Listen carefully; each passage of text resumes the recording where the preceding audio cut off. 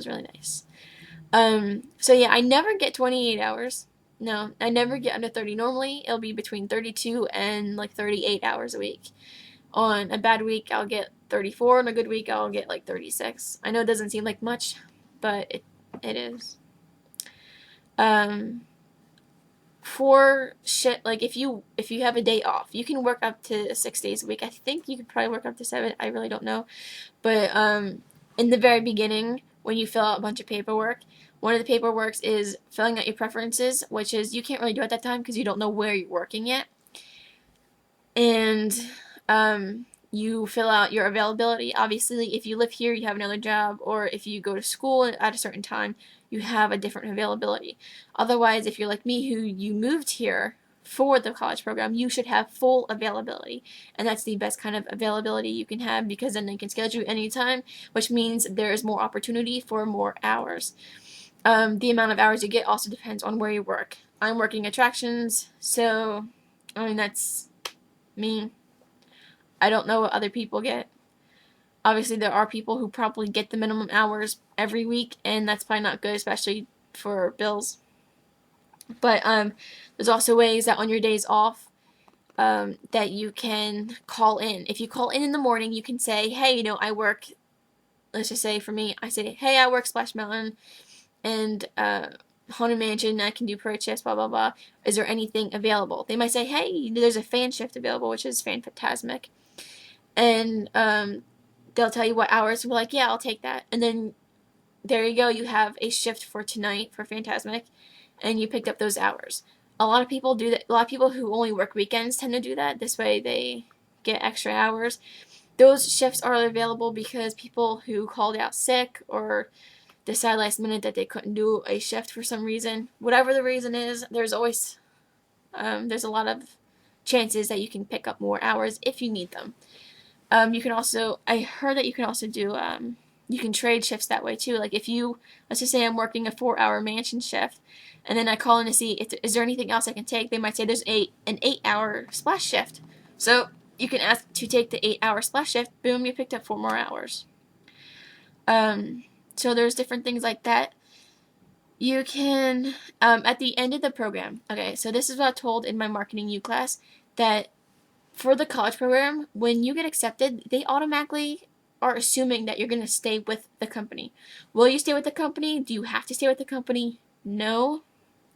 But if you live in the area in California, then I would definitely recommend staying with the company. However, your seniority goes down. Basically, when you're a college programmer, you have 3 years seniority, which means if you want 6 days of work and you want just one attraction, you will probably get that. And you also get more hours. However, if you're a new hire, which you get like no hours, and basically you'll get a bunch of shifts that say you have to call in, which means, like I said, you call in the morning of, and then you ask if there is anything available. And a lot of new hires get those. You actually get those shifts a couple days after training, and it's not fun. The fact that like you know last minute when your shift is gonna be, but it's what you got to do. Um, that is actually why I'm not staying after the program. I would love to stay here. However, I do have a full-time scholarship back in Jersey, and I don't have one here. So if I lived here, I'd still have to be able to pay for the rent, pay for groceries, pay for school, and all of that cannot be paid um, on a schedule that is not permanent. So if I stayed with the company, odds are I'll probably get Friday and Saturday or Saturday and Sunday always. And then the rest of the week I'd have to call in every single day to see if there's a shift available. And many people say that like there are people who only get 16 hours a week. If they're lucky, they may be able to pick up more hours. So if I stayed here, I'd have to get a second job, which who knows if I'd be able to. So that's just too much to think of. Plus, I don't want to have to worry about 2 jobs, paying rent and paying for school at this moment in time. Right now, I just want to focus on school, obviously, because, like I said in my last vlog, that right now I'm doing 4 online classes and it's a struggle. So, I'm doing the smart thing rather than what I want to do. And I'm going to go back to Jersey and keep going to school. Obviously, I will stay with the company because back in Jersey, I actually worked for the Disney store. And when I worked there, that's how I actually found out about the college program. I was working and we were just randomly talking, and I found out that from the Disney store I could transfer to Walt Disney World or Disneyland Resort and work there. I'm like, oh, that'd be awesome. And I was like, oh, I wonder how much the characters get paid, because I thought it'd be awesome to be in like Winnie the Pooh or something, just walking around like this, having people signing autographs. Like, that would be an awesome job. And I was just wondering how much they got paid. And then I figured, if then I can try and find my way around to getting a job like that. So that's how I found the college program. I ended up looking that up, and I found the college program. Can you be a character? Yes, you can. Why didn't I become a character? Because you have to go to an audition. I lived in Jersey. My audition would have been in Pittsburgh, Pennsylvania, and I think that's like a 9-hour drive. And it seeming as how I don't really have acting experience.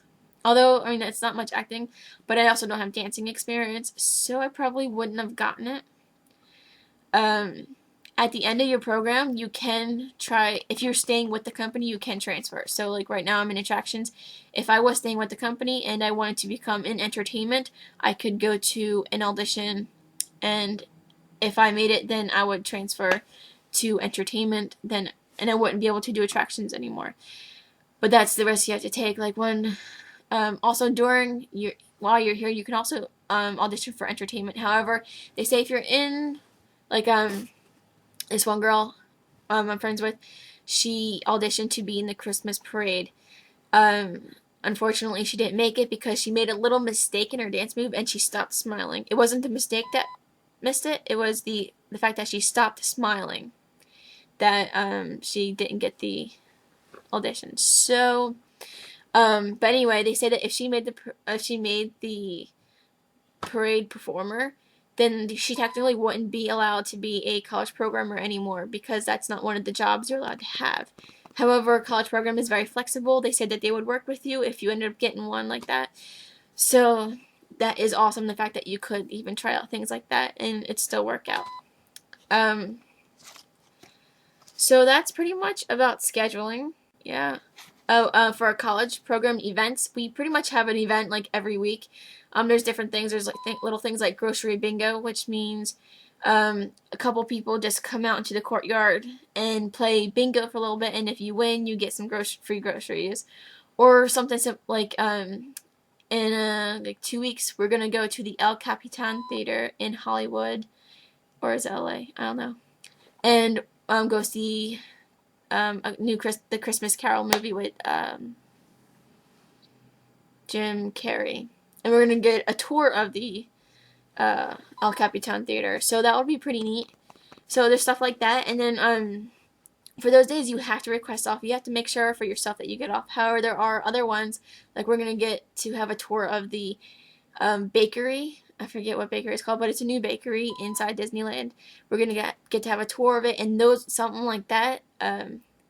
The Disney College Program actually takes care for you. They will call scheduling for you and tell you, hey, this person cannot work during this time or during this day, so you have to have off. So a lot of times they'll take care of that for you. Otherwise, you have to request those days off for yourself and make sure that you get those days off.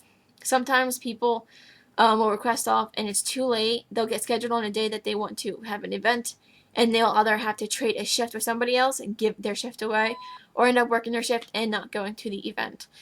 So you definitely have to start planning things out when you find them out right away. Another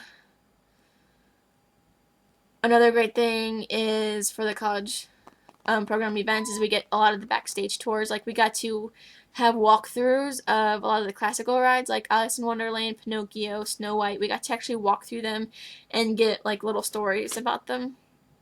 And we are going to have... There was a tour of the Haunted Mansion. However, I didn't sign up for that because there's only a limited availability, so only a certain amount of people can go. Not everybody can go.